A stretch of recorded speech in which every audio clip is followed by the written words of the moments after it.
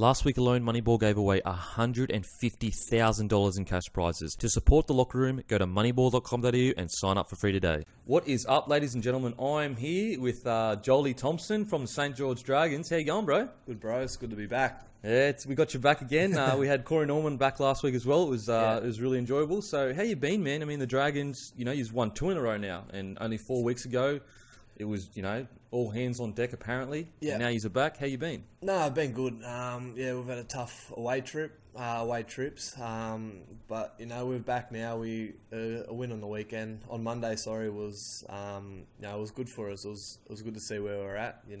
The backup after the game against Titans. So we've got a bit of confidence back now, which is good. And I mean, it was a massive win for you, I guess, confidence-wise, because you held on. They did come back and played a pretty good footy towards the end there. But I guess your defence is something that you can build on no matter what. And that kind of proved it on the weekend. You had that defence to hold them out. Yeah, we had our pre-season. Our main focus, what we talk about is our defence, and our goal line defence really showed that in the game. And, you dig deep for your teammates there, and we defended our line, a lot of sets there, and that was the most pleasing thing I think to come out of the game for us is our defence at times, but there was areas that we need to fix, and we'll speak about that going into the Warriors game. Yep. And do you feel like you've kind of built on from the Titans? Do you know what I mean? Like, you know how you get that roll on, and there's that kind of belief around the joint now? Does it kind of feel like that now? Or yeah, definitely. We were disgraceful against Cowboys and the Broncos. Them 2 games there were really, it was a big wake-up call for us. And, we played some good footy in the Titans. We still haven't played our best footy, and we're sort of building towards that. And, it's always good to start building this time of the year and sort of, roll into the back end. And, we're happy with where we're at the moment. Of course, we'd like to win a few more games there, but it's just... that's footy, and I think, going forward, it's really good for us now to be in this position, and, we'll take a lot away from them games, positive and negatives, And I guess also you have played, you've come through, this is the toughest part of your season. You're not going to get much tougher than going to the Cowboys, going to the Broncos, away, going to Titans, away. You know what I mean? And then on top of that, you have an Anzac clash, which is always a higher intensity game. So I guess you can get confidence from the fact that you are actually 2 from 4 in the toughest part of your season. I mean, when you look, from that perspective. Yeah, definitely. And like I said, it was pleasing. A lot of our defence and a lot of things we spoke about and worked so hard on in the pre-season really showed. But there's still glimpses of areas that we really need to, fix up, and which is good. But you learn a lot from them type of games, and the losses and the wins. And yourself, you're from a mate's perspective, watching you play this year, it seems like there's even more aggression in your game this year. Have you, obviously you got put on report, which was, I don't know, like one of those situations where you can't really help, but you have been a lot more aggressive, getting out of the line, trying to, I guess, stamp your authority on the game. Is that something you've kind of consciously thought about? I think it's my natural game, and I think it's, I am where I am now because of that sort of style of footy. So it's something that comes natural, and sometimes everyone loves the contest, and I know I play my best footy when I go out there, and I'm aggressive in my running, in my defence, in my talk, across the paddock. So, I'm really enjoying my role at the moment. I'm still building, had a disturbed start to the season. I had a blood clot like in my glute, which sort of ruled me out of the first game against Storm. From a cork? Yeah, from a cork that just bled through my leg. So I ended up having to go to the hospital and getting it drained and different things like that. So it took me a bit to recover from that, but I'm starting to get in the rhythm of things, and the getting put on report and going to judiciary tonight's a bit of a headache, but I think the back end of the season it's going to be good for me to have this start.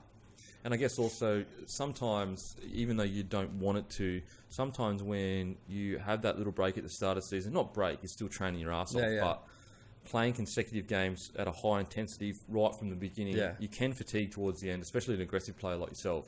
Yeah, that's right. And I think it's, you always, again, you look at the positive and negatives. It wasn't the best start, but, back into the season or through the season, that's, it'll benefit in some way. So, It's disappointing. To miss this game coming up as well. I'm going to fight a downgrade for the grade 2. Yep. I know I'll likely miss a week, but it's disappointing. I'm starting to feel a rhythm and starting to get into my game 100%. And really feeling good. But that's just the way footy is at the moment. Yeah. Oh man, it's. Is it hard for you being an aggressive player, kind of seeing the game, I guess, take a step back from that, embracing the contact to kind of steering away from the contact? Don't get me wrong, you have to protect the players, obviously, and every player believes that because they are a player. Yeah. Is it frustrating kind of seeing it like that? It is a little bit frustrating, even being put on report for the hit in the Penrith game with the fullback. It was a head clash, it was... my first thing was the catch and the win the tackle, and that's what players are out, and that's the same thing on the weekend. A guy's hit him in the hips and I've tried to catch him and it's I brace, so there's no other way. I've only got a small part where I can sort of hit. I'm not going to hit my teammate. There's only a small area. It happens so quick that it's not intentionally to go out there and to hurt him, but it's just the way it is at the moment, and that's the way the game is. And the judiciary, there's so many players getting put on report for so many things, and coming when I first started, you'd never see as many as nowhere near not what even it is close. Now. So that's it seems like if you even touch the head, even if it is a head clash, like you said, you're getting put on report, but that's going to happen no matter what. That will never change. So So I'm not too sure. I'm sure they'll look into it more and maybe fix it. I don't know even the answer to it, but it's just what's happening at the moment. Oh man, it's crazy. I thought Trent Robinson, the Roosters coach, got fined $40,000 or something. Yeah. For what he said on the weekend. I watched that press conference. Like, he said everything respectfully. It's his opinion. Like, coaches aren't even allowed opinions these days. It's it's a touch. Yeah, even me, like, you don't even know what you're allowed to say and what you're not. You know what I mean? So you just don't want it to come back. 100%. So I don't know what's happening with it. So anyway, to yourself, like on a more personal note, growing up, was it always footy? And did you play other sports? Did you get into footy late? Or? I didn't have ideal footy start. I moved around a little bit and I started footy. Then I'd have a break from a couple of years and then I'd play it again. So it wasn't I didn't start from from 5 or 6 and play all the way through. There was a lot of breaks and stoppage but I was always around footy. My family are always involved with footy. My uncles played footy. My stepdad and my dad played footy, so I was always around it. Yep. And was it? I guess I know you had a different childhood to most, but was it a supportive? Like, were you supported when you played footy, or was it just kind of like a kids thing that you did and you enjoyed? You know what I mean? Like some parents look at a kid and say, "Oh, this kid's actually legitimately good. We should kind of push him further," or was it just for fun more? No, it was more for fun. It was more. I was supported if it was by my grandparents or by my uncle and auntie. I've always had support there and always had people that supported me footy and family, friends. But it was just always for fun and just something, I enjoyed playing with my mates. And when was, I guess, the time when you said, "Hey, wait a sec, like I'm okay at this and I love this and I might want to pursue this." Like this is, when was that kind of time? So I was living at Ivanhoe at the time, and I was living there at the time, and I met my father for the first time, around 13, and started having a relationship with him, and and then I was living with my nan, and sort of they come to the agreement that I'd go to boarding school. So I went to a boarding school in Forbes at Redben and started playing footy more of a regular basis and training and in that environment, and that's where I got picked up by Melbourne Storm. So once I signed there, I was like, I might have a crack here. They signed me with a contract, so I was like, I must be okay. So I finished my schooling and went down there and had a full-time pre-season, which was torture. Torture, absolute torture. Coming from the country where you're playing touch footy, you're going on bus trips, road trips, you're having the beers on the way back. You're eating whatever. Yeah. You're not. I never really done weights. I never really done fitness. It was sort of. I was, enjoying the footy. Footy player. You were a footy player. I was a footy player. Yeah. And I loved it. Yeah. I loved going, road trips to Cobar and jump on the way on the bus trip back. I was 18 and enjoying a beer and enjoying that sort of footy. And went down there and, I was out of my comfort zone big time. Especially in Melbourne, man. Especially in Melbourne. Straight into their... I come back from the Aussie schoolboys and went into their pre-season. And did they make you work? No, they didn't have that in there. They didn't have that at the time. Thank God. Thank God. Because I would have struggled working as well. Imagine you working. I would have been hopeless. But so went down there full time. Done the pre-season, and wow, I got challenged in every area. I remember doing weights, and the strength and conditioner at the time, Alex Corver, I think his name was. Yep. I was doing my max on the bench press. He's like, I hope that's a warm up. I'm like, that's it, Buzz. That's all I've got. That's all I've got for you. Eh? Sorry. That's it, Buzz. I was pretty raw. But it was good for me. It was a bit of adversity, and there was times that I was ringing my nan at the time. I was like, I've had enough of this. This is not for me. And, I went back for the Christmas break, and I was like, I don't really want to go back. Yeah. I'm not made for this, but. It was tough, but it was good for me. It sort of showed me, what I have to do and to be there. And, you always learn things from that, which was good. And, you mentioned meeting your father at 13 for the first time. Was that, not part of the reason, but having that father figure to kind of maybe push you to go play footy and be at training and turn up, was that a part of it that he played? Or? Yeah, no, well, I had uncles and, I had a dad that that I thought was my father for a long time growing up, and I called him Dad, and he was there. And when him and my mum at the time split up, when I was pretty young, I was. So you assumed that he was your father? Yeah, so I didn't know. I'd call him Dad, and then as I got older, I'd have me cousins and that would say, throw out little things like and I'd be like, oh, something's not right here. Then my mum sat me down and told me, this is who, what was that like, man? It was crazy. Yeah, I was sort of the memory of it. Like it's something. It's hard to explain. Like it was sort of. It definitely.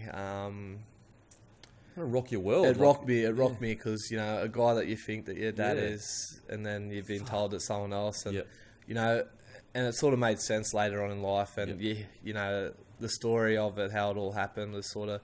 It made more sense as I got older, but at the time I was very confused, and I was like, what's going on here? And then, so I met him, and the first was just a phone call. It was weird now I think of it. Now that I think of it, but had a relationship with him. He's a great bloke, and he came into my life. And at the time, 13, I was living with my nan, and I had. I made some errors. I wasn't the best at school. I was, had trouble with police at the time. I was a bit of a rat bag, and he sort of come into my life, and probably at the right time, and with the help with me nan and different things, it probably helped me put me on the course of going to boarding school, which again was out of my comfort zone. Going to a Catholic boarding school, and just a whole different environment. But it was good for me. It's made me who I am and helped me to get to where I am at the moment. It's crazy to think that you're 13, and at the time when you're 13, all statistics and all information would say you're no hope. You're done. You're just done. There's not a chance for you. You've got not enough love in your world, or you got enough love, but not the right. Whatever it is. Yeah. And then a few right decisions like that. Yeah. Thousands of kids take that left road instead of the right road. Yeah, that's the best way to explain it too. It's taking that right road. I wasn't an angel still. I've had to work hard to reprogram everything, what I think and what my thoughts were, growing up, and everything that I thought was, right was wrong, and just, it's taken me a long way to get to where I am at the moment. I've had a lot of people that's helped me to be who I am at the moment, and helped me to be, and helped push me, and, good mates, and good family with my uncles and aunties, and, grandparents and different people have helped me, to be where I am now, and helped me push me in that right direction. And I guess, I just thinking of it now, you're talking about auntie and uncles and that kind of base around you. Yeah. I guess because you're Indigenous, half Indigenous. That was your Indigenous side? Yeah. I always grew up, Indigenous. So it's crazy to think that if you didn't have that unique Indigenous culture of like, family is family, you know what I mean? That extended kind of net.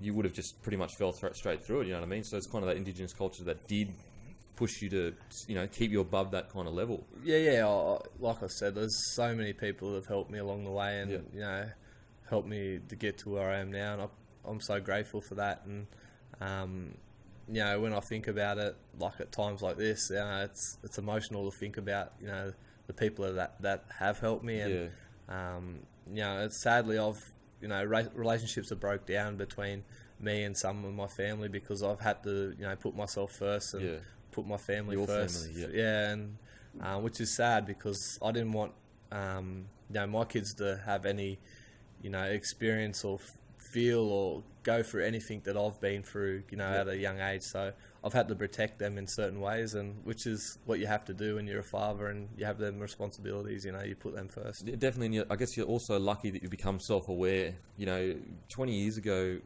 as a society, we weren't really self-aware of how damaging childhoods can be. And it's good that obviously you've educated yourself to be okay. These are the steps I kind of need to take. You said things like reprogramming the way you think. Like people don't realise it. I've had to definitely reprogram everything. I've had to teach myself these things and work hard at being what I am, because there's times when I growing up that an easy solution to fix a problem was through drinking, or there's other coping strategies that you'd go to before you'd actually sort out what was actually the quick fix solutions. And I've had to reprogram all that, and reprogram sound like a robot. But that's what I've had to do. And to be a footballer and to be the man I am at today, that's the things you have to put the work in. And speaking on educating yourself and all that, we were just speaking before the show how much you're enjoying your social studies. Social work. Social work. Walk us through what got you. I assume, but I don't know. I assume that the first step towards that was maybe a little bit of projection of, I struggle with this, I want to learn for myself, and then push it out to taking care of other people. So I started at a time in Canberra. I first met my wife Amy, and I probably was still not treating myself the best, and she helped me go and speak to a guy, which was hard for me. No guy wants to go and and speak to someone. I'm like, nah, I don't really want to do that. But she goes, you can't keep on going through life like this. And I went, okay. She made me. I put my hand up and I went and spoke to this guy, and he goes, you need to put a balance into your life. You need to find some balance, and that's where I started volunteering. And she helped bring around different organisations, and I started to help. The first time I went out with Kenny Nagus to a juvenile justice centre, and then it sort of rolled on for there. Then I volunteered for Australian Indigenous Leadership Centre and had great support there, and helped put together a youth program, and that's how my community work started. And I was doing all this work, but a lady said to me, she goes, it's good to do all this work, but you need some qualifications for post-career and, what you want to do afterwards. It's important. So I started doing some study at the TAFE, and Dragons are really good with that. They support you, and the TAFE, they've got a good relationship there. So done some courses with with Dukes and Mez and Big Bubsy, Dan Hunt. It was good to do.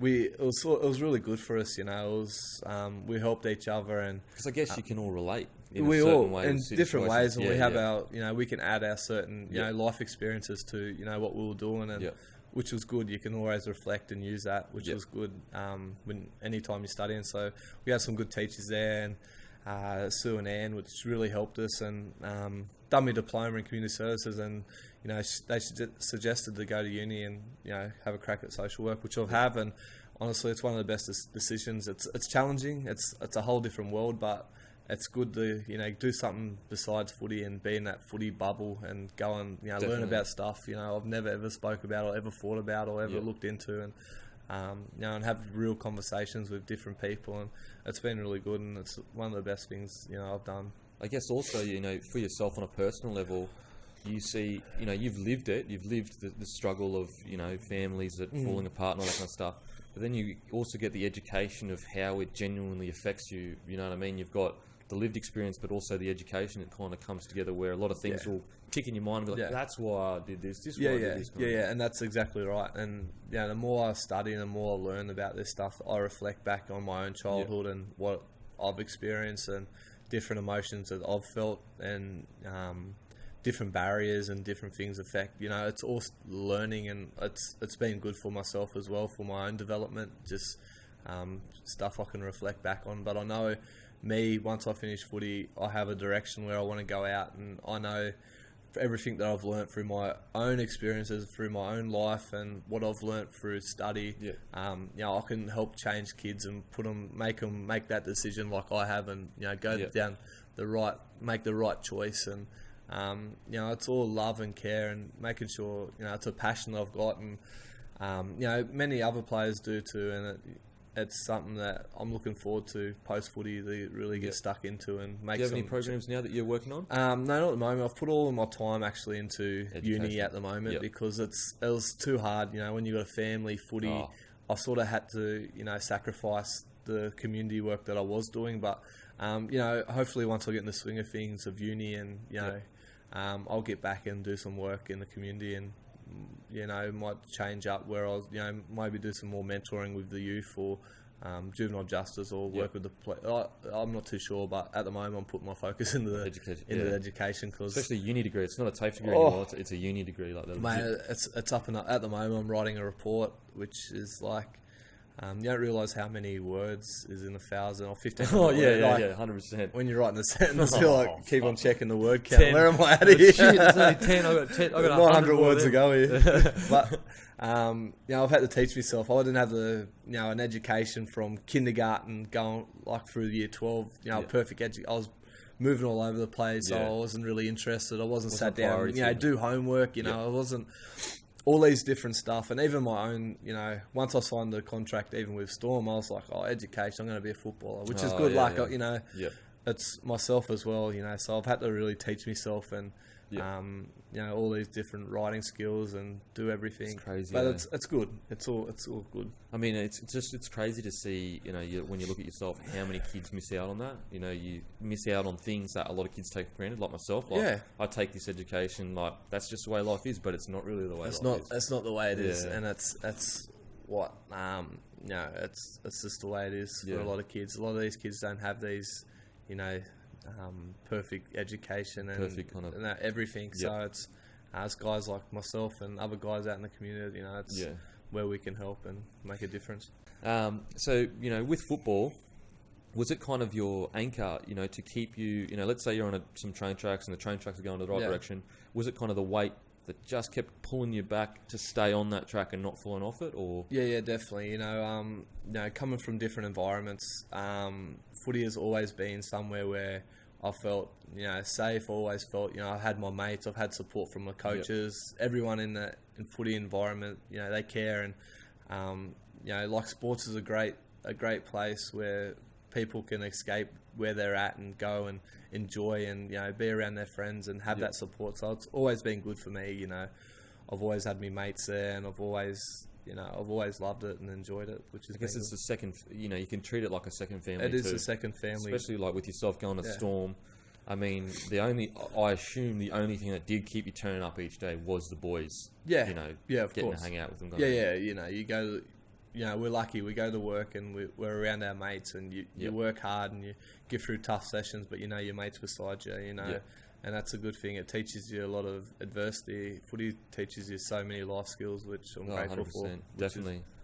It's strange that if you could get sport to every kid out there, like a good foundation of a sport, whatever it is, a local league, I think you'd find a lot of things would, a lot of off-field dramas for kids would drop quite dramatically if they just had that. But that's the thing. A lot of kids just don't. They don't have a local field that has, some jerseys. Just give them what I mean.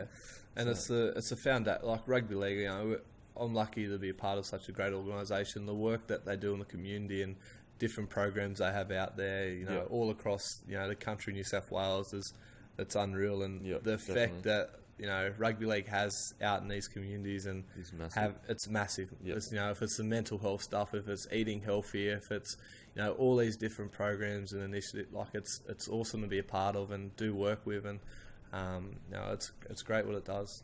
And when you were at the Storm and you were, you called your nan and you were like, man, I can't do this or whatever.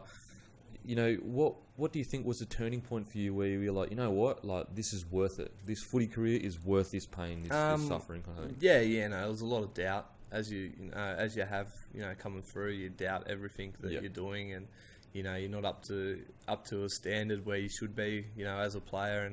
And I just had this personal. I don't know. I just had this fire in me. This I want to do this. I want to I want to make something of my life here. I want to have a crack at it. And I've worked hard and got to where I am. And I think anyone that plays NRL has to do that. Definitely. You don't just walk into an NRL side or into an NRL training squad. You have to work hard at what you do and put in the time, and that's what I did. I think that's also why I guess most footy players that have played NRL have a kind of general respect for each other, because we all know that there's this barrier that all of us have kind of got past to get to where we are. It's a lot of hard. Like, don't get me wrong, a 9-to-5 job is hard work too. Yeah. I've done it. It's fucking tough and it sucks. Yeah. But it's a different kind of hard work. Exactly. You can cop it. You can just cop it and just keep going day to day. Whereas footy, there are moments when you're legitimately tested. There's no copping it. There's legitimate mental barriers that you have to break through. 100%. And, going from Melbourne, and then I went up to Brizzy for a short stint, and I went down to... Oh, were you in Brizzy? What year? Yeah, I went to North Devils. I played at North Devils in the Q Cup. Yeah. What year was this? 2007. Really? Yeah. Fuck, I probably would have played you. Yeah, you probably played me. Honestly, I was playing Sorry, for I the don't want to Clydes. be rude, but I can't remember. You'd have been flying on the... You probably would have been scoring tries. No, I was actually leading try scorer that year. I swear to God, I think I was. You would have been in the Queensland Cup. Really? It was in 2006. Who are you playing? It was Clydesdales. Yeah. And Aspley. Yeah. But I made my debut in 2007. Okay, yeah. So I was leading try scorer that year for the Queensland Cup. Me and Nathaniel Barnes. Oh, I remember Nathaniel Barnes. Yeah. Who was he playing for? Tweed? Was he playing for Tweed Heads? Yeah. So I had a few months up there. What was that? Was that just because you wanted... The feeder club for the Storm, so... I wasn't in the top 25, so I'd go up there and play the Q Cup. So you would have been with, like, Adam Blair... Yeah, they were all through the Greg Inglis would have... They would have been the years before. Them guys were before me, but it was more like years. Will Chambers and different guys. Kevy Proctor and different guys like that. So... went up there, experienced... I lived with Aiden Guerra, actually, because he was in the system. So really? Yeah, I was mates with him, even though I got him, put a shot on him. But lived with him, it was good. I was up there playing Q Cup. Enjoyed the footy, good coaches, good staff, good players. I enjoyed my time there. Went to Canberra and really started to learn what hard work was, seeing guys like Joshy Miller and Alan Tongue absolutely push himself to... Ridiculous. Outrageous stuff. Yeah. But it sort of, it set me, what I had to do, and that's the environment you go into, and it's he was a country lad too, so you could kind of relate on an off-field level and become mates. Yeah. So the on-field kind of like, not that you want to be like them, but you could look at them and be. No, I looked up to them. I looked up to them guys, and I looked up to the toughness of them, and it was Joshy Miller helped me out heaps. Off-field stuff I won't go into, but when I first went there, he sort of helped me, show me the way, and they were all great there. It was awesome. Yeah, Joshy Miller, I mean, it's crazy. He's come up a few times in a few different interviews. Oh, is he? Yeah. Just as like a ridiculous, like Jared Croker on the other week, he's talking about him and Tungy being the toughest blokes he's ever seen in his life. It's ridiculous, some of the stuff they've done. If you've got to retire because you're trying to shot people too much, that is ridiculous. He's one of the toughest. You talk of Alan Tongue and Joshy Miller and Ben Cray.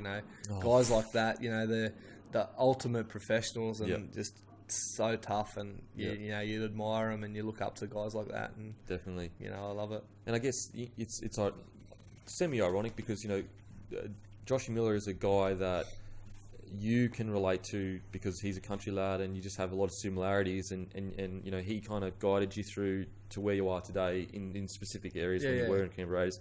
And, you know, similar situation with you, there will be young lads that come through and look at you and say, you know, he's like me. He did grow up this certain way and he did have this happen to him. And look, he's sweet, so maybe I can be sweet too. Yeah, you know? and that's the message. I went and spoke at the rookie camp and, you know, I told the boys my personal story and, you know, I'll try and keep my story, to a certain degree. You know, I don't like to go into it too much, but I told the boys and at the rookie camp and I think, you know, whatever circumstances, whatever, you know, you can make something of your life and you can 100%. Have a crack at it. And especially in Australia. In Australia, it's perfect, you know. And you use it as motivation. You don't always look at it as a negative and go, you know, poor me, poor this. You know, I didn't have this, I didn't have that. You know, you just have to work hard to where you get to. And, you know, that's a message I spoke at the rookie camp to the young guys coming through, you know, who will eventually, you know, some of them will play in NRL and, you know, you got to work hard for it and, you know, use it as a motivation sometimes. You don't always have to use it as a negative and, you know, go, poor me. You work hard. 100%, definitely. And I guess it's also Canberra. I can't think of a more perfect club for you coming up. You know, they've got a different culture there that it's slightly different. Don't get me wrong. Every club is pretty similar. Yeah. But the Raiders, especially in those years when they had those old veteran kind of guys, they had a very unique culture. So I guess, you know, do you think that unique culture at the Raiders was perfect for a guy like yourself? Yeah, definitely. It's a really family club. You know, Dragons is too, but it's a real family. You know, a lot of country boys, a lot of boys from different areas, and you know, it was a great club to go to and start my career. And the staff there were all good. You know, everyone at the club were really good, and you know, it was great to go there and learn from, you know, guys like I said before, and really, you know, show me the way of, you know, this is the way you got to be and the way you got to work hard in the gym or off, you know, out in the paddock and to be a good NRL player. And coming to the Dragons, you know, what prompted that decision? What was the catalyst that said, Dragons are the club I want to go to? Because you were playing, you know, good footy. Yeah. I was enjoying my time at Canberra, but I really felt it was more. No, looking back now, I can't remember what I said back then in the media or what I said, but, you know, you sort of just say whatever. You mean, you know, whatever they tell you to. Well, whatever the positive spin is to say. But to be honest, the decision was, you know, my wife was really comfortable there, and I personally thought, you know, it was time to leave Canberra and challenge myself at, you know, a different club and sort of, you know, experience a different club. I was there for 5 years, and, you know, I had the best times ever and best memories and made some really good friends, but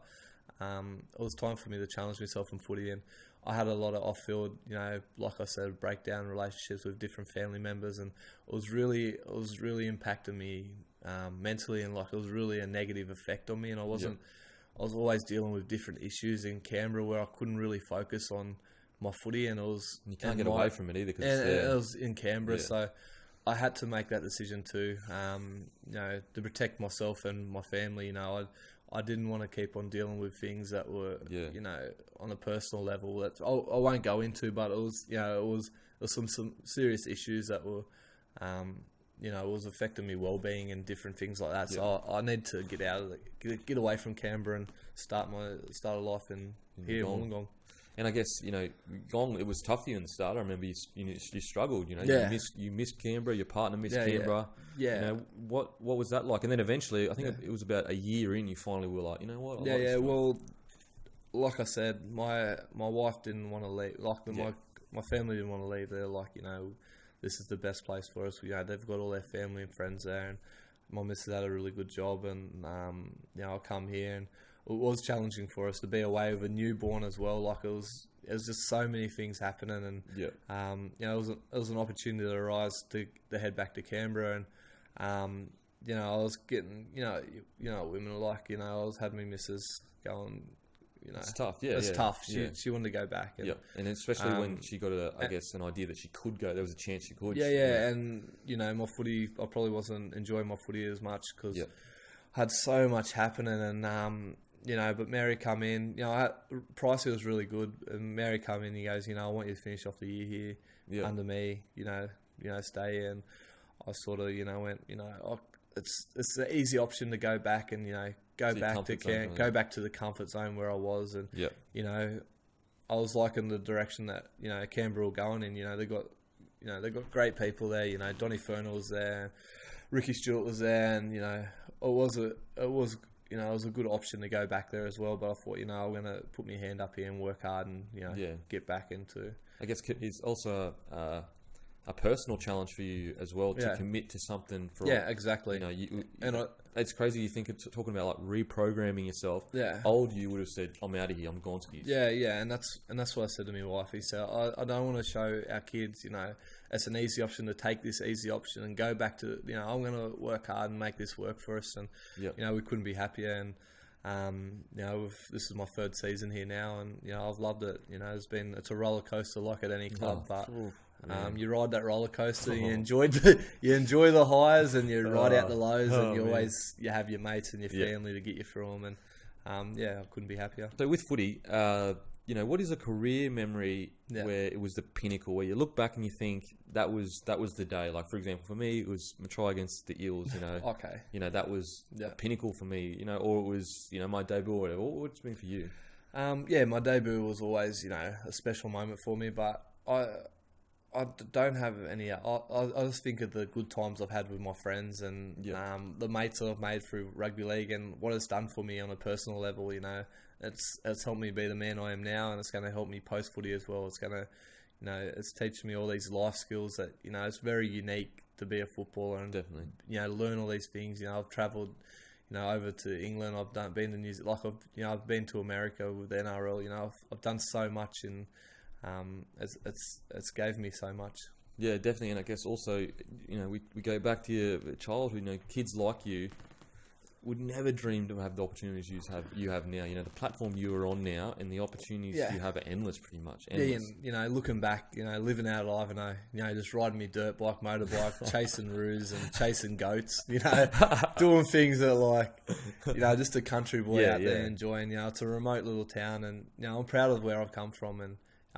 It's great people out there. And, but, going back there and being that little boy, going to a school where from, kindergarten to year 12, there's about 36 kids, That's a population of 200 or 250, and it's, all it's got is a jail, a railway. Mental. 250 people. It's hardly, coming from a little community like that, and, it's so remote. It's 200 Ks, away from the nearest place, and but all that, the experiences and looking back, thinking, them kids out there, if Joel's doing what he's doing now, he's playing NRL, he's going to university. I can do whatever. I think it's such a powerful message. And 100%. How far were you travelling for footy? Well, I didn't really get to play footy when I was living there because there was no way to play footy. It was like 2 on 3 up the park or something. Like it was, and there was always older kids. So you didn't play legitimate footy till you're 14 or so? Or I played, when I went to boarding, I lived in Gundagai, and I played there for a year or two when I was 13, 14. I was all over the shop, sorry. So I played in Wagga when I was younger. Then moved to Condobolin. I played there for a little bit. I've moved to Ivanhoe. Just played, backyard footy, pretty much park footy. Then I went to Gundagai and had a year or two and played, there in a team. Have you got any memories as a young kid, of, I don't know, playing with just water bottles and stuff like that? Or I remember just going up the park and there was always different age groups and just absolutely getting belted by older cousins and that, and sooking but told to toughen up and get up and play. And,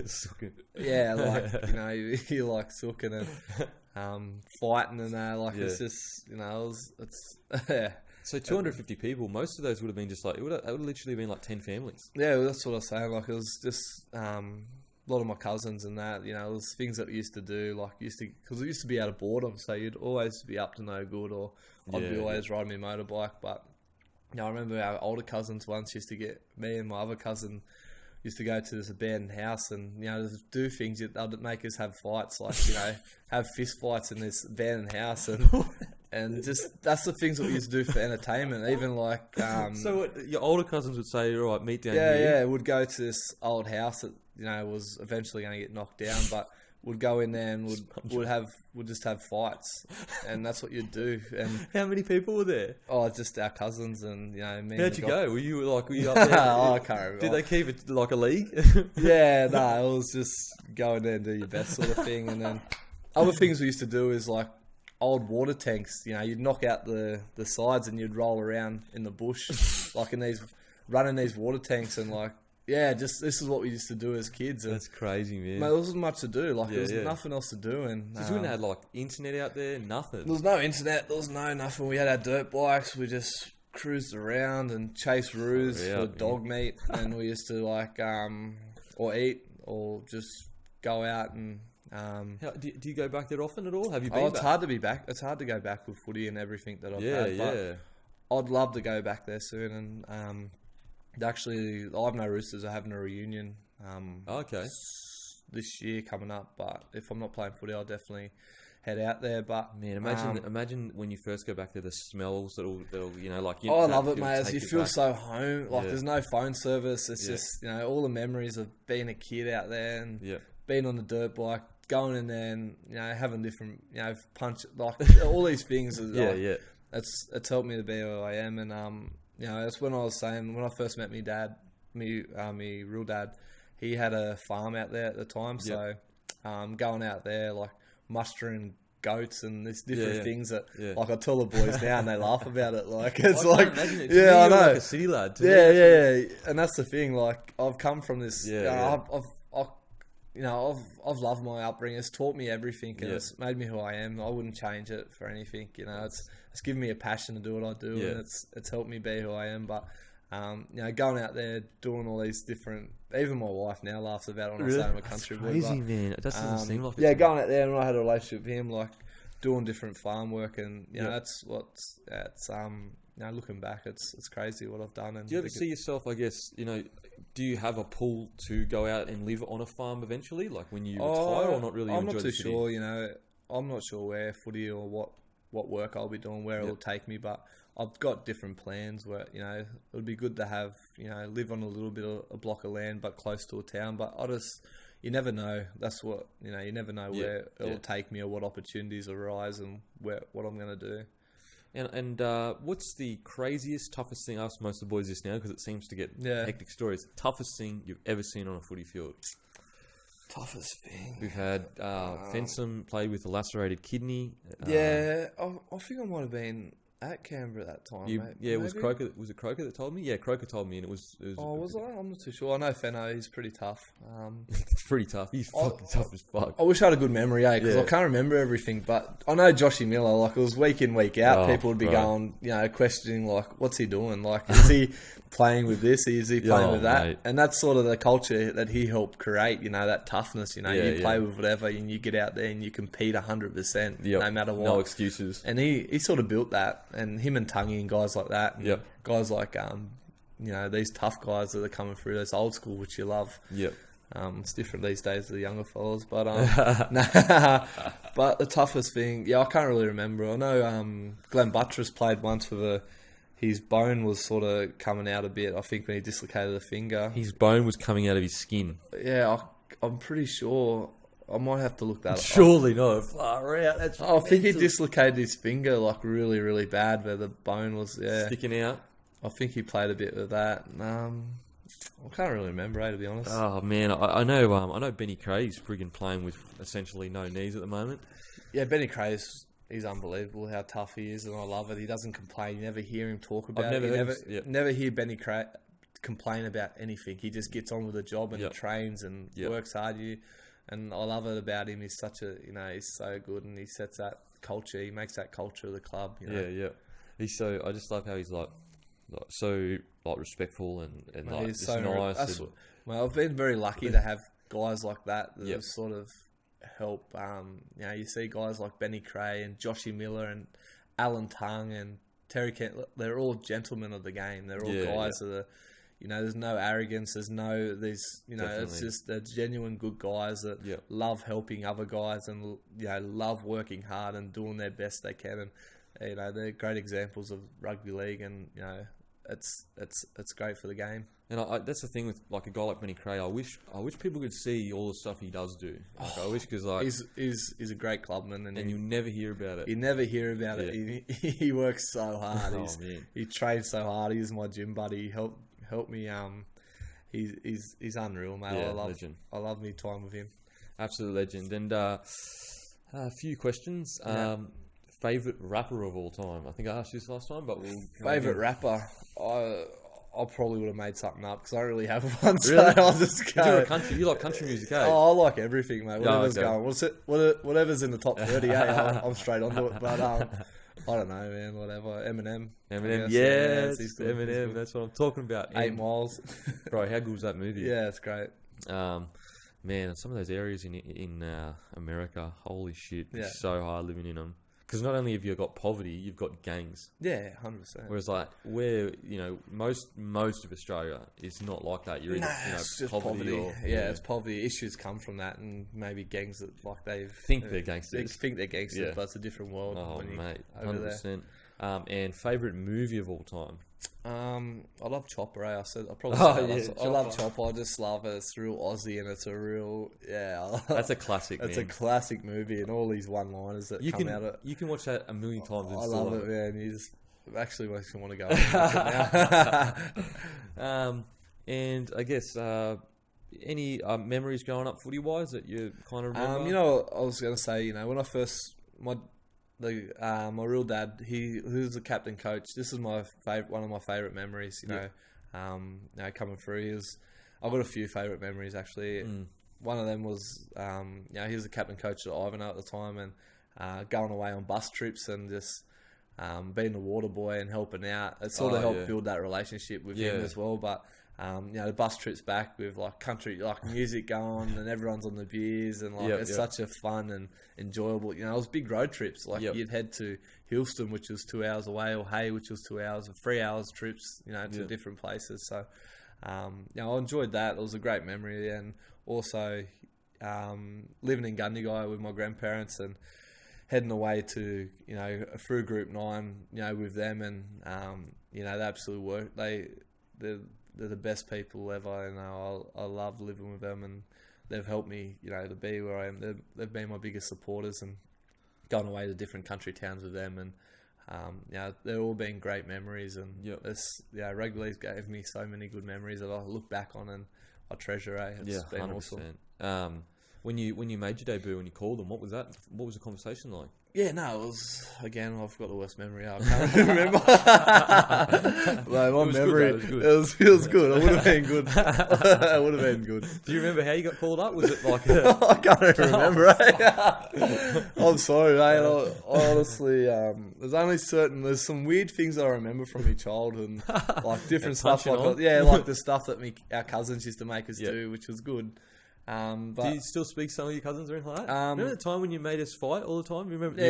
One of my cousins, our relationship broke down. I didn't speak to him for a couple of years, but we started speaking recently, and he's one of my cousins I grew up with. But I've sort of lost touch with a few of them, which is you'd love to take a separate way. Like, life. That's just part of life, isn't it? That's what just happens. I don't speak to them I do if I see them, but it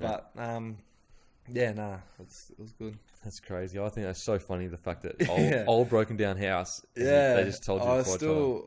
Now that I think of it, it was hilarious. Like going into this house, and you'd have your older cousins, and one would be in a corner, and one would give you advice, and the other one would be giving the other one advice, and you'd go. So it's full legit like fight club, like as in not just like punch on, a boxing ring kind of thing. It was like an old boxing ring. It was like not a box. It was just like in a lounge room. This old broken down. But it was 1 versus 1, coach versus coach kind of thing. Like it was sort of like set. Like now I'm thinking about it, that's the way it was set out. But that's what you do in country towns. I'm sure there's many people like talk about different, unique things that you'd never ever experienced if you lived in a city or a bigger place. Like it was a small community. There wasn't much to do. You know, that's how you always, you'd find yourself in trouble, and because you'd always want to try and do something. I guess it's with footy as well, because there's nothing to do. Like the pinnacle of your week is that drive with the boys. Like whereas a young kid that might live in a city, the pinnacle of his week is, playing Xbox or on the internet or watching movies or cinema. So you fell in love with the game as it was kind of thing. I wouldn't change. Like I said, I wouldn't change everything that's of experience and unique things that not many people would happen to them. It's made me who I am, and it's given me a passion and so many different areas, and helped me along the way. I wouldn't change it for a thing. All right, brother, we are done. appreciate it, man. I appreciate you coming back on, man. It's so, for example, for a guy like myself, who, you know, I was so lucky with my upbringing. You know, I had parents that stayed together, and it's so interesting to hear stuff that guys go through that I just completely take for granted, you know. Yeah. So yeah, it's such an interesting story, bro. So I appreciate you coming on. Thanks for that. Yeah, thanks, mate. Thanks for having me. That's it, brother. No worries. Last week alone, Moneyball gave away $150,000 in cash prizes. To support the locker room, go to moneyball.com.au and sign up for free today.